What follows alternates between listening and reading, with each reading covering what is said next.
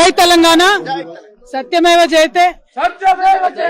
మేము ముందు నుండి ఏదైతే తెలంగాణ ప్రజలకు చెప్తూ వచ్చామో అదే విధంగా ఇవాళ కోర్టు కంప్లీట్ గా కేసును పక్కకు పెడుతూ అందరినీ కూడా మరి నిర్దోషులుగా విడుదల చేయడం అనేది సంపూర్ణంగా ఈ దేశంలో న్యాయ వ్యవస్థ పైన మేము పెట్టుకున్నటువంటి నమ్మకాన్ని మరి వమ్ము కాకుండా ఇవాళ న్యాయ వ్యవస్థ కాపాడిందని చెప్పి మేము నమ్ముతా ఉన్నాం.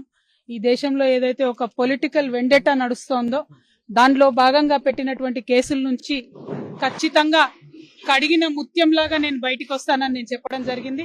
మరి అదే విధంగా ఇవాళ రావడం జరిగింది.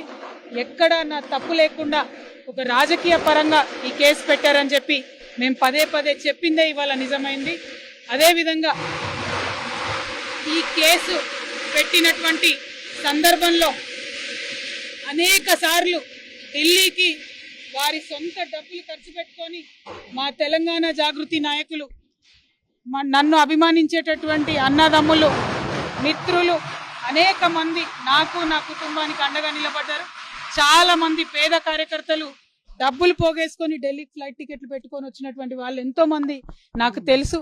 ప్రతి హియరింగ్ కి వచ్చి నాకు ధైర్యాన్ని ఇచ్చిన వాళ్ళు ఎంతో మంది నాకు తెలుసు.